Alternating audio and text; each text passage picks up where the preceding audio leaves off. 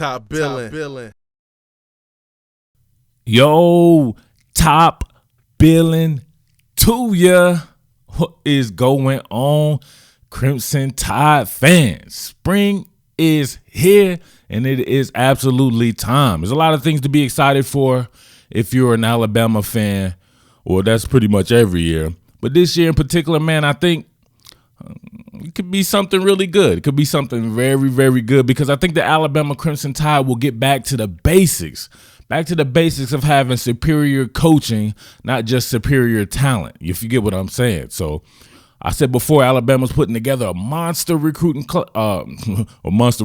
definitely, but a monster coaching staff. Very impressed with the guys that Nick Saban has been able to bring in, and that's been throughout the duration of his tenure there. He has stayed loaded with some of the best coaches, or best teaching staffs across the nation. And I thought that maybe last year the Crimson Tide got away from that. So we could very much see some of the better, maybe some of the best position coaches in the staff's history as far as just under the Nick Saban banner, right? So I'm thinking about a man like Kyle Flood. Kyle Flood is a guy that a lot of people, if you're into the infrastructure of the sport, you know about this guy, man. He's done big things all across the country, NFL, whatever you want to say right there.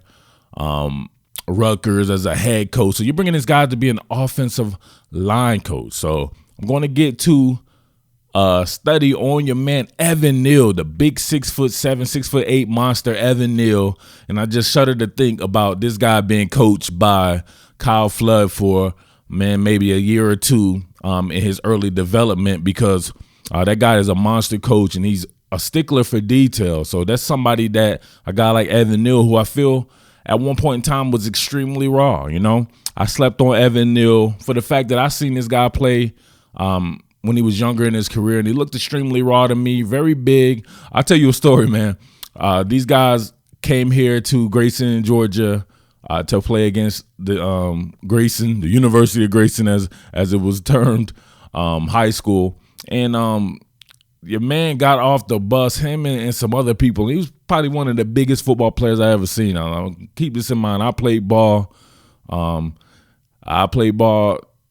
And I've been around some big cats, and this dude was the biggest cat that I seen, man. He was physically imposing, and, man, he had this look in his eyes or whatever like that, man. I'm there to cover the team. I'm coming out the media tent with my media stuff on. And, man, I walked by him, man. He has this look in his eye, and dude's like 6'8", 400 pounds or something like that. And I'm just like, I was about to give dude my wallet or something like that for real. Like, man, you can just take it. I don't want no funk with you, bro.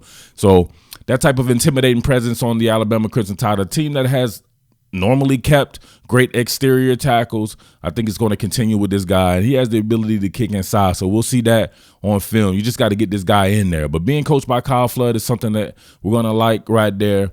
And obviously there's still some very good players along the offensive line of scrimmage, both of them being at tackle spots. So being able to infuse this guy in there with some upperclassmen like that, it's going to be really good. But getting back to the basics, controlling the line of scrimmage, getting that rock to those boys in the backfield, Brian Robinson, Najee Harris, Trey Sanders, all these guys like that. That's just going to make the passing game that much more potent. So you don't have to go with tricks and gimmicks, and you'll be able to combat when you see different things, because you'll be going with more pro-style elements and more plays that have defined progressions in them and stuff like that, and being able to get your man Tua develop for the pro game as well. So, Alabama needs a quarterback to succeed in the pros as well. That'll just add to the legend that is this crazy-ass dynasty, which is currently the mecca of college football, man. Without further ado, man, I know how you guys are, but make sure you subscribe. Tell a friend to tell a friend. Make sure that we continue to rock out here at Top Billin. So, without further ado, let's go ahead and get to a film study.